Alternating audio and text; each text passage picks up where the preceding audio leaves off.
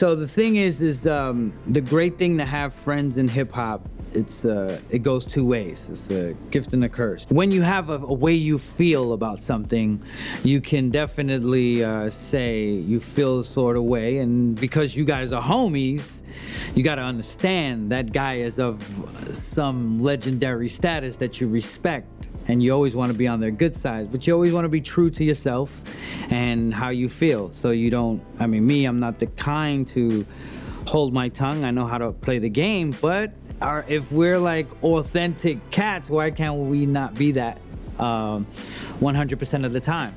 So that being said, you know, you come through situations where you're like, man, I remember with this one time, the DJ crew, the X-Ecutioners, after we did this tour where we were performing, we were on the run with The Coup. The next tour we were offered, this is the X-Ecutioners were offered, me as their hype man, was doing 2 weeks opening up for Moby, or doing 6 months as the tour set between shows on the anger management tour. This is Eminem is Hot, this is Papa Roach, this is Exhibit, this is Ludacris. The biggest at that time, it made so much money, it was ridiculous.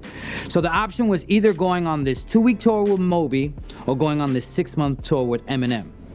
And we all sat in a meeting on the back of a tour bus. Peter Kang, you know.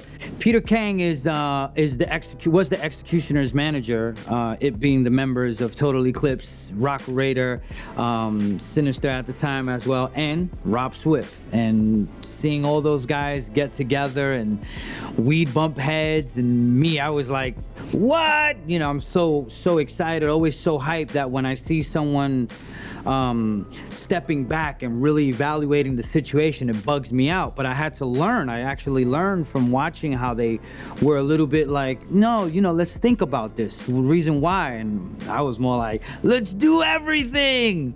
And that's why I do like 50 things now to this day. So, and I'm there with a pad and a pen. Of course, I come from an underground background with the Arsonists, where we did anything. You know, we slept where we had to sleep because the most important thing was spreading the gospel of hip hop culture, right? And we're sitting there, and that's thrown on the table. Okay, guys, what do you think? And me, I'm like, this is a conversation? You guys are really making this a decision we're gonna make? Is it opening up for Moby or being on tour with Eminem? Papa Roach, Exhibit, Ludacris? Bro, straight up, because I seen there was like something deeper there that I didn't know too much of. And I just took my book, I closed it, I said, you guys are tripping. This would have been not even a conversation, and I walked out. Turns out we ended up doing the Eminem tour. You know, the dynamics of having so many people in a group and all this power, it's just pretty amazing, man.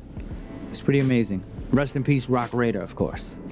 Don't lose the love, you know what I'm saying? And once you start losing the love for what you're doing, move on and find something else you love to keep the passion high at what you do, you know what I'm saying? You do in your house, you could do a record on GarageBand on your Apple and say, I got a record, put it up on iTunes, and that's it. Mediocrity is accepted now, and that's the biggest issue that I see. There is no true blood, sweat, and tears that goes into a lot of this thing. To see him coming, I'm still thinking that's some sound guy or whatever, and he's going, and I go, huh? And he just stole on me. Pop and clocked me like right around here. Like he got me good. Because my brother wouldn't rush to come back home because he knew I couldn't use the turntable. So he would stay away all day. I got mad time to practice.